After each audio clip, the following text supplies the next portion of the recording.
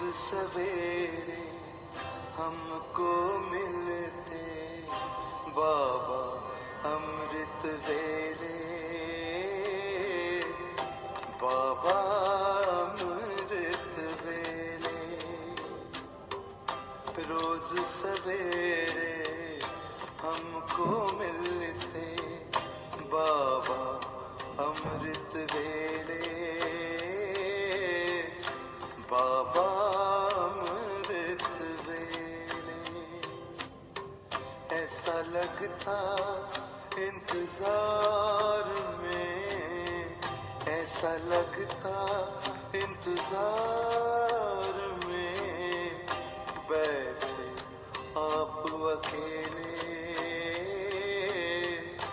बाबा अमृत वेले। रोज सवेरे हमको मिलते बाबा अमृत वेले, बाबा अमृत वेले।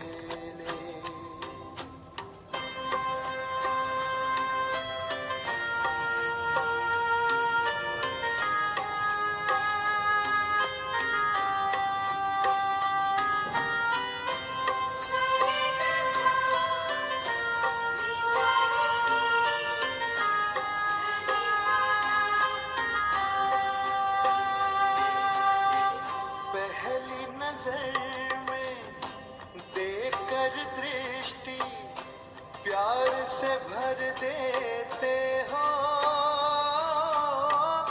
प्यार से भर देते हो। पकड़ के उंगली साथ में अपने बाबा ले लेते हो, बाबा ले लेते हो। अतीन्द्रिय सुख की मस्ती में झूल रहे हम झूले, बाबा अमृत वेले। रोज सवेरे हमको मिलते बाबा अमृत वेले, बाबा अमृत वेले।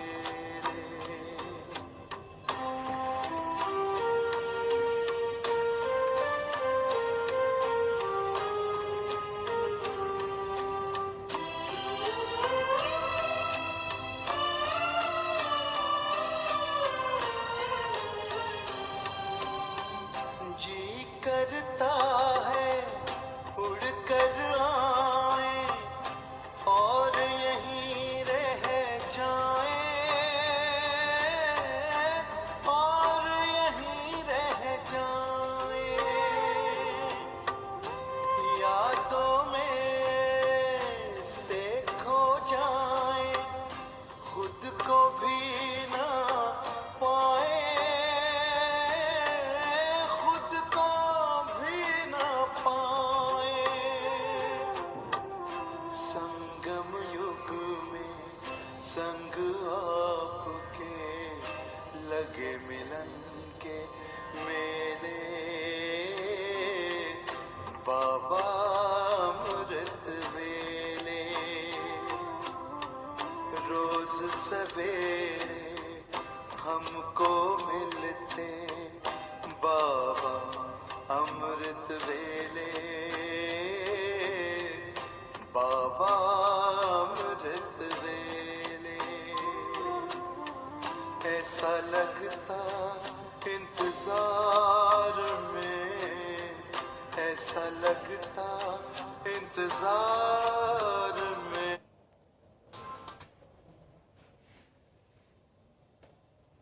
ओम शांति। तो बाबा हम बच्चों को अमृत वेले से ही ये प्रैक्टिस कराते रहते हैं कि बच्चे जितना हो सके आप धारणाओं को मजबूत करते जाओ, जिसके आधार पर जीवन में कोई भी उतार चढ़ाव आता है तो समय होते हमारे पास वो स्टॉक इकट्ठा हो, शक्ति इकट्ठी हो, जिससे हमें परिवर्तन कहाँ करना है, कितना करना है, उसकी सूझबूझ क्लियर रहे। और जैसा कि 18 जनवरी बाबा की मुरली हम सभी ने अव्यक्त बाप दादा की सुनी, बाबा ने सारी बातें प्यार प्रेम से समझाते हुए लास्ट में एक शब्द पर बाबा ने याद प्यार में भी देते समय ध्यान खिंचवाया कि बच्चे अभी करते तो सब कुछ हो, लेकिन तीव्र शब्द पर थोड़ा ध्यान दो। हम पुरुषार्थ करते हैं लेकिन तीव्रता क्यों नहीं आती है?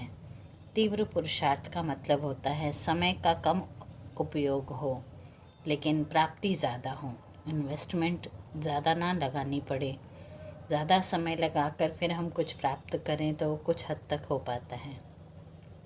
तो बाबा हमको उसी आधार पर तीव्र गति का पुरुषार्थ कह रहे हैं। जितना हम बढ़ाएंगे उतना उतना हम अपने लक्ष्य तक पहुंचने के लिए अपने को समीप पाएंगे।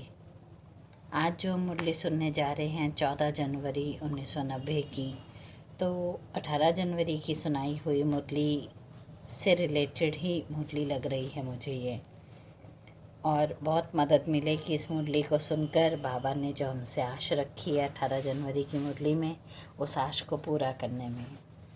सुनते हैं आज की अव्यक्त मुरली 14 जनवरी 1990। पुरुषार्थ की तीव्र गति में कमी के दो मुख्य कारण। आज ब्राह्मणों के अनादि रचयिता बाप दादा विशेष अपनी डायरेक्ट समीप रचना, श्रेष्ठ रचना ब्राह्मण बच्चों को देख रहे हैं। बाप दादा की अति प्यारी रचना ब्राह्मण आत्माएं हो, जो समीप और समान बनने के लक्ष्य को सदा स्मृति में रख कर आगे बढ़ रहे हो। जो आज ऐसी आदि रचना को विशेष रूप से देख रहे हैं, सर्व तीव्र पुरुषार्थी और पुरुषार्थी दोनों की गतिविधि को देख रहे हैं। बाप दादा द्वारा मिली हुई श्रेष्ठ सहज विधि द्वारा कभी तीव्र गति कम गति भी हो जाती है। दोनों ही प्रकार के ब्राह्मण बच्चों को बाबा ने देखा। आप कौन से बच्चे हैं, तीव्र गति वाले या कभी कभी कम हो जाने वाले? बाबा कह रहे मैंने दोनों ही प्रकार के ब्राह्मण बच्चों को देखा। पढ़ाई, पालना, प्राप्ति सबको एक जैसी, एक ही द्वारा मिल रही है। फिर बाबा प्रश्न पूछ रहे हैं कि गति में अंतर क्यों पड़ जाता है? जब पढ़ाई एक जैसी दे रहा हूँ, एक ही दे रहा है, पालना भी प्राप्ति भी, तो फिर सबको एक जैसी एक द्वारा मिलने पर गति में अंतर क्यों? तीव्र पुरुषार्थी का अर्थ होता है फर्स्ट डिवीज़न वाले, पुरुषार्थी अर्थात सेकंड डिवीज़न में पास होने वाले। तो आज विशेष सभी का बाबा ने चार्ट चेक किया। कारण बहुत है लेकिन विशेष दो कारण हैं। चाहना सबकी फर्स्ट डिवीज़न की है, सेकंड डिवीज़न में आना कोई भी नहीं चाहता है। लेकिन अभी आप भी कह रहे हैं ना, देखिए कभी कभी की बात ही नहीं है, सदा है। लेकिन बाबा यहाँ पर कह रहे हैं चाहना होते हुए भी लक्ष्य और लक्षण दोनों में अंतर पड़ जाता है। उसका विशेष दो कारण देखें। सबसे पहला कारण क्या है? संकल्प शक्ति में जो सबसे श्रेष्ठ शक्ति है, उसको यथार्थ रीति स्वयं प्रति व सेवा प्रति समय प्रमाण कार्य में लगाने की यथार्थ रीति नहीं है। पता है कब करना है, कैसे करना है, क्या करना है, लेकिन जिस विधि से करना है उस रीति को निभाते नहीं हैं। और दूसरा कारण वाणी की शक्ति को यथार्थ रीति, समर्थ रीति से कार्य में लगाने की कमी है। बोलना है लेकिन सही समय पर कितना बोलना है, शक्तिशाली बोल बोलने हैं, मेरे बोल बहुत अनमोल है, इसकी स्मृति रखनी है, ये कमी है। इन दोनों में कमी के कारण कौन कौन सी? संकल्प शक्ति में और वाणी की शक्ति में। इन दोनों में कमी के कारण यूज के बजाय लूज शब्दों में अंतर थोड़ा है, लेकिन परिणाम में बहुत बड़ा अंतर पड़ जाता है। एक है यूज और हो जाए लूज, तो बाबा कह रहे तो परिणाम में बहुत बड़ा अंतर ले आता है। बाप दादा ने सिर्फ 3-4 दिन की रिजल्ट देखी, टोटल रिजल्ट नहीं देखी। हर एक की 3-4 दिन के रिजल्ट में क्या देखा? 50% अर्थात आधा आधा। रिजल्ट में बाबा ने आधा आधा देखा। संकल्प और बोल में दोनों शक्तियों के जमा का खाता 50% आत्माओं का ठीक था, लेकिन बिल्कुल ठीक नहीं कह रहे हैं। ठीक था कितना? 50% कह रहे हैं बाबा, बिल्कुल ठीक नहीं कह रहे हैं। और 50% आत्माओं का जमा का खाता, 40% व्यर्थ और साधारण का खाता, ऐसा 60% बाबा ने देखा। 40-60 का रेशियो बाबा ने देखा। तो सोचो जमा कितना हुआ होगा।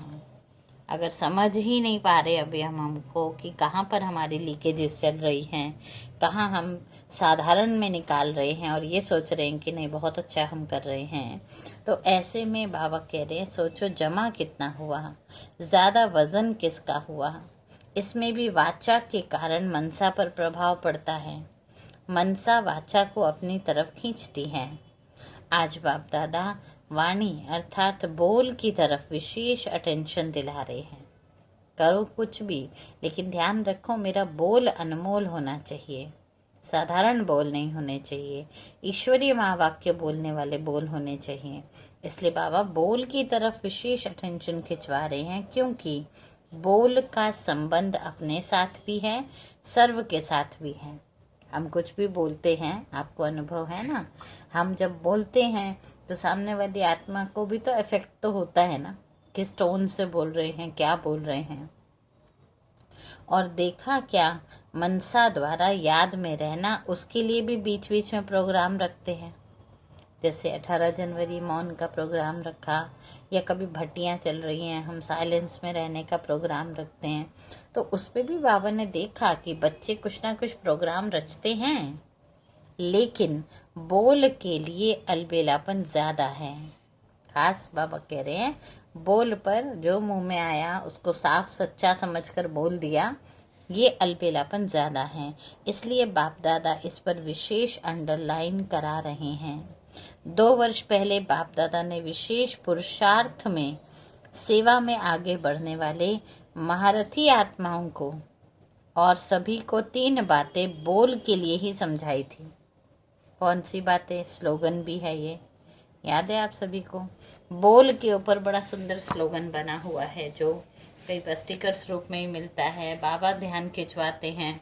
हम बच्चों को अपनी धारणा में भी इस पर, चाहे हम नॉर्मल रूटीन में भी बातचीत कर रहे हैं, लेकिन नॉर्मल रूटीन की बातचीत में भी हमारे मुख से ऐसा बोल निकलना चाहिए, ये बाबा हमको समझाते हैं। वो कौन से बोल हैं, वो कौन सा स्लोगन है?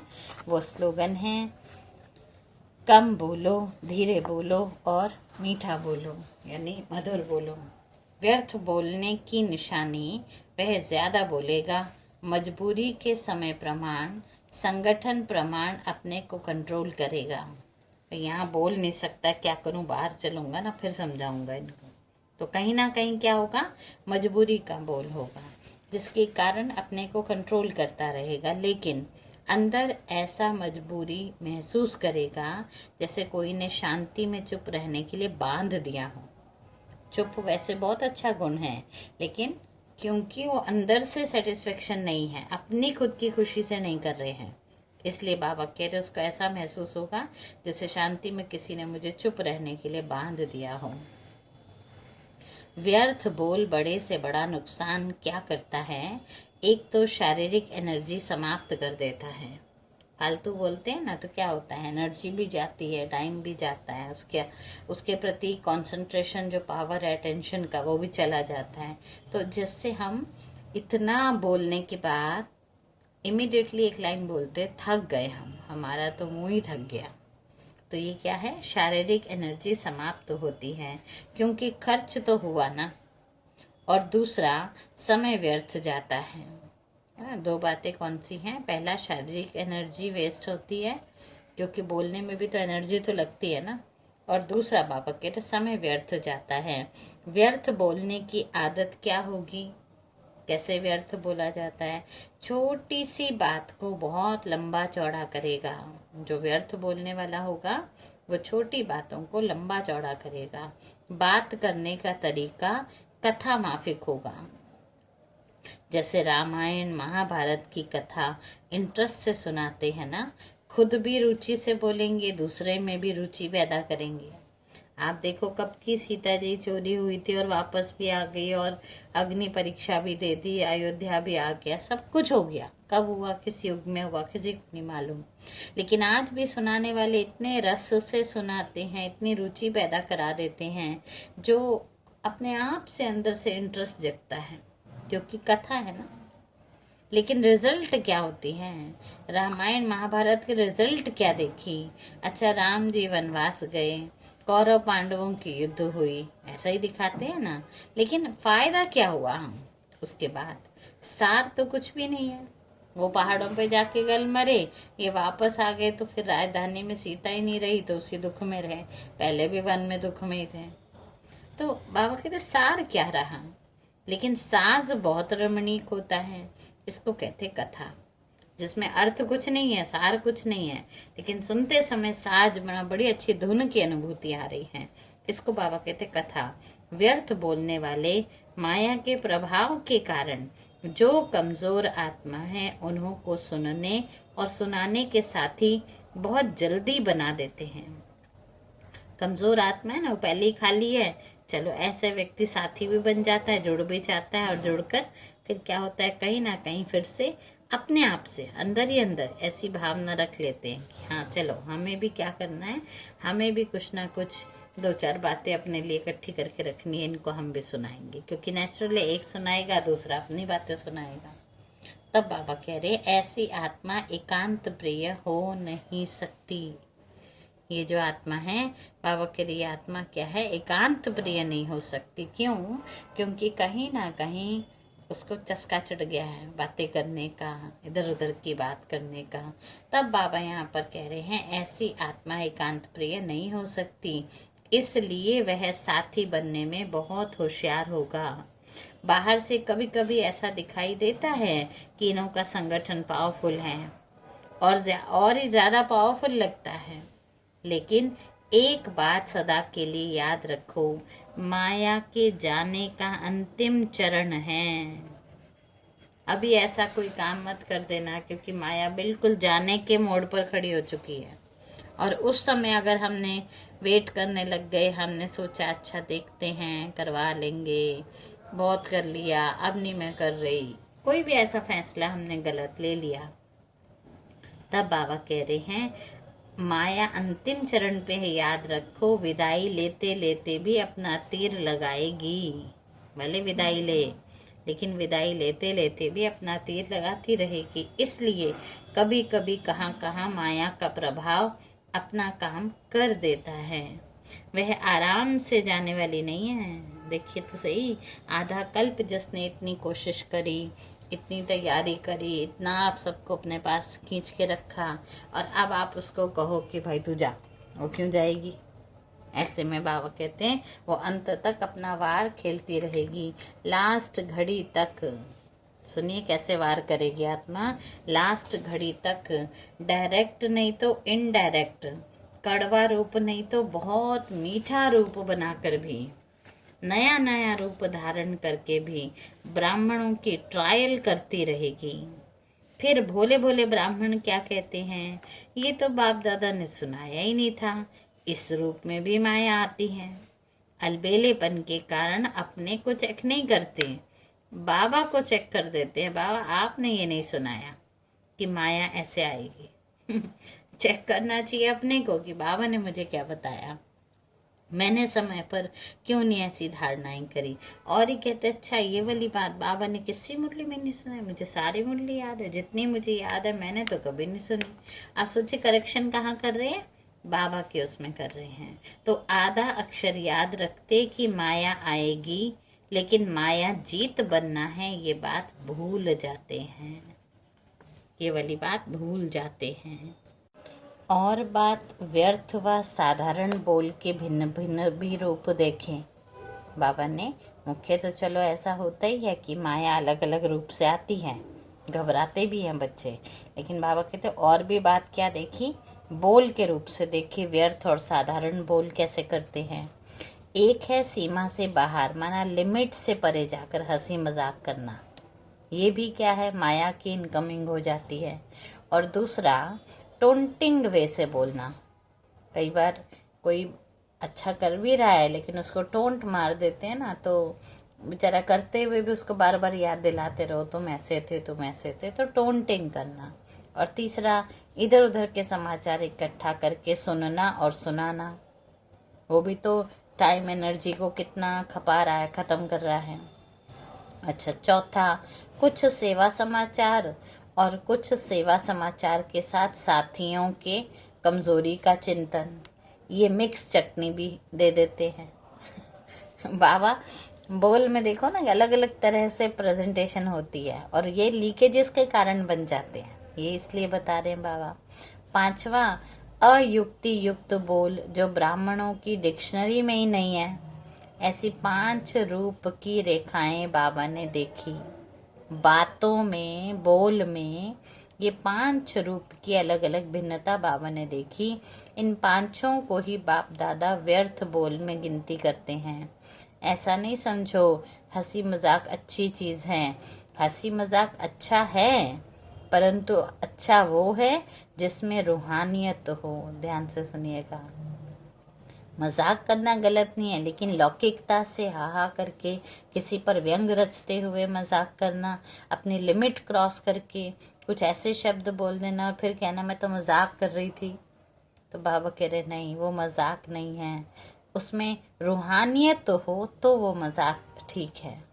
जिससे हंसी मजाक करते हो उस आत्मा को फ़ायदा हुआ, चलो खुशी आई, उसको कोई फ़ायदा हुआ, टाइम पास हुआ या टाइम वेस्ट गया। अब बताइए, आपका ऐसा मजाक जो उस आत्मा को, दिल को दुखा दे, वो हंसी मजाक है? वो तो और ही ज़्यादा अयुक्ति वाले बोल हैं। और ये आपने दुख ना लेना है ना देना है, बाबा ने बोला है, आपने तो दे दिया और सोचा उसको शुगर कोटेड करके दूं, मना हंसी मजाक के रूप में। तो इसलिए बाबा कह रहे रमणीकता का गुण अच्छा माना जाता है, लेकिन रमणीकता को हंसी मजाक ही कहते, बाबा भी करते थे। जैसे आपने 18 जनवरी पर दीदी की बात सुनी थी, तो साबुन वाला एग्जाम्पल दीदी ने दिया, तो बाबा भी हंसी कुड़ी किया करते थे, लेकिन कुछ शिक्षा देने के लिए, कोई बात समझाने के लिए शिक्षाप्रद होती थी। तो रमणीकता का गुण अच्छा माना जाता है, लेकिन व्यक्ति, समय, संगठन, स्थान, वायुमंडल के प्रमाण रमणीकता अच्छी लगती है। अब बताओ, कोई दुखी है, किसी को दर्द है और हम उससे मजाक करें, तो वो मजाक पसंद थोड़ी ना आएगा उसको, वो तो दर्द में है आत्मा। इसलिए बाबा कह रहे हैं अगर इन सब बातों में से एक भी बात ठीक नहीं है तो रमणीकता भी, ध्यान से सुनिएगा, तो रमणीकता भी व्यर्थ की लाइन में गिनी जाएगी। आपको लगेगा कि मैं तो मजाक कर रही थी, लेकिन व्यक्ति का भी आप देखो, उसके सामने वाले की मनोस्थिति, फिर समय, संगठन, स्थान, वायुमंडल, सब कुछ देखो, नहीं तो आपकी दी हुई रमणीकता व्यर्थ के लाइन में गिनी जाएगी। और सर्टिफिकेट क्या मिलेगा? हंसाते तो बहुत अच्छा है लेकिन बोलते बहुत है। सुना, ये सर्टिफिकेट लेना है क्या? हाँ या ना? नहीं लेना है ना? ये वाला सर्टिफिकेट कितना अच्छा थोड़ी ना है ये, कि हंसाते तो बहुत अच्छा है लेकिन बोलते बहुत है, मिक्स चटनी हो जाती है। तो समय की सीमा रखो, इसको कहा जाता है मर्यादा पुरुषोत्तम। मर्यादा पुरुषोत्तम से केवल श्री राम की बात नहीं, सतयुग में तो और ज़्यादा मर्यादित होंगे हम। इसलिए बाबा कह रहे हैं ऐसा मर्यादाएं बोल की भी अपने अंदर रखनी है। कई कहते हैं मेरा ना स्वभाव ही ऐसा है। ये कौन सा स्वभाव है? बाप दादा वाला स्वभाव है, भाई बनना चाहते हम बाप समान, और फिर जब कोई बात ध्यान खिंचवाई जाती है तो हम क्या कहते हैं, मेरा ना स्वभाव ही ऐसा है। तो बाबा कहते हैं कौन सा स्वभाव है? स्वभाव का मुख्य अर्थ तो याद रखना चाहिए ना हमको, कि हमें किसी भी ऐसा स्वभाव जिससे किसी को भी किसी प्रकार की तकलीफ का अनुभव ना हो। तकलीफ का अनुभव होगा तो जरूर है कोई ना कोई व्यक्ति दुख दुखी होगा भी, दुख देगा भी किसी को। इसलिए बाबा कह रहे हैं चेक करो, ये बाप दादा का स्वभाव है, इसको भी मर्यादा पुरुषोत्तम नहीं कहेंगे, साधारण पुरुष कहेंगे। बोल सदैव ऐसे हो जो सुनने वाले चात्रक हो, कि ये कुछ तो बोले और हम सुने। इसको कहा जाता है अनमोल महावाक्य। आप देखो ना, बाबा मिलन पर सारे डेड साइलेंस बैठे होते हैं, सबके मन में क्या चल रहा होता है, बाबा बोलेंगे, अभी बाबा सुनाएंगे, बाबा क्या सुनाएंगे, ऐसी भावना एक अंदर से जगी रहती है।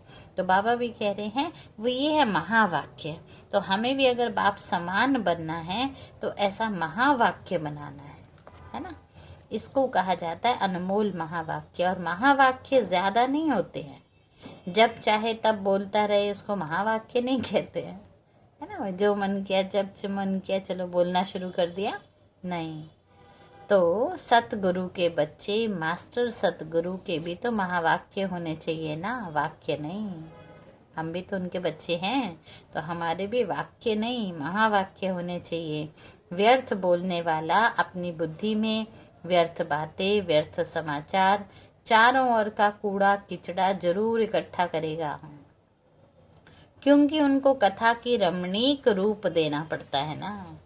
इसलिए वो इधर उधर का चटपटा समाचार डालकर फिर प्रेजेंट करता है। आप चटपटा डालेंगे, थोड़ा रमणीकता डालेंगे, थोड़ा इधर उधर का कूड़ा कचड़ा व्यर्थ समाचार डालेंगे, तो सुनने वाले वैसे ही माया की नगरी से हिरे हुए हैं, तो बहुत प्यार से सुनेंगे। परंतु बाबा कह रहे हैं जैसे शास्त्रवादियों की बुद्धि है ना, इसलिए जिस समय जिस स्थान पर जो बोल आवश्यक हैं, युक्ति युक्त होना चाहिए, स्वयं के और दूसरी आत्माओं के लाभ के लायक होना चाहिए। बोलना गलत नहीं है, लेकिन उस बोल में मेरा लाभ क्या है, जिसको मैं ये बात बता रही हूँ उसका लाभ क्या है। कोई हम डस्ट थोड़ी ना है, कूड़ा थोड़ी ना है जो उठाकर एक दूसरे को बांटेंगे और खुशी से ले भी रहे हैं हम, क्योंकि वो पैकिंग पेपर में लिपट कर मिल रहा है। ध्यान रखिएगा, बाबा बहुत बहुत अटेंशन खिंचवा रहे हैं बच्चे। स्वयं के और दूसरी आत्माओं के लाभ लायक हो तभी वह बोल बोलो, नहीं तो वह बोल अनमोल नहीं है, वह बोल युक्ति युक्त नहीं है, वह बोल आवश्यक नहीं है, तो वह बोल किसी की उन्नति नहीं करने वाला, वो महावाक्य नहीं कहला सकता। तो क्या करना है, बोल के ऊपर अटेंशन कम है तभी ऐसा निकलता है, इसलिए इस पर अभी डबल अंडरलाइन करो, कोशिश करो। बाबा कह रहे हैं इस पर अभी डबल अंडरलाइन करो, विशेष इस वर्ष बोल के ऊपर अटेंशन रखो। ये बाबा खास हमको ध्यान खिंचवा रहे हैं, कुछ भी करो लेकिन मुख्य है बोल के ऊपर अटेंशन रखो। जितना जितना बोल पर अटेंशन रहेगा उतना बोल हमारा एनर्जी को भी बचाएगा और हमारे बोल को अनमोल महावाक्य में बदल देगा। मुरली तो लंबी है, आगे कंटिन्यू करेंगे, अभी के लिए इतना ही। चलो बाबा को थैंक्स करते हैं।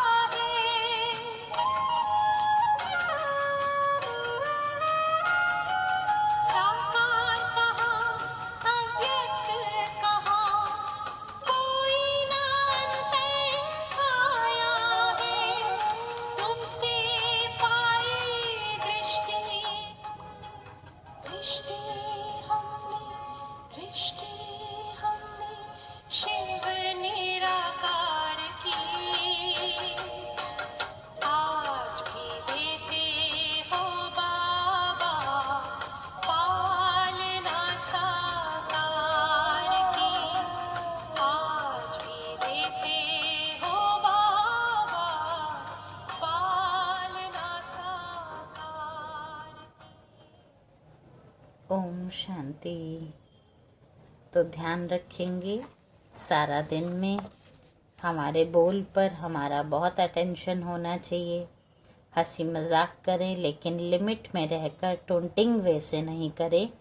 आज अपने बोल को अनमोल बनाएंगे, बाबा के समान महावाक्य बनाएंगे। इस पर सारा दिन अटेंशन रखें। अच्छा, ओम शांति। सभी अपना ख्याल रखिएगा।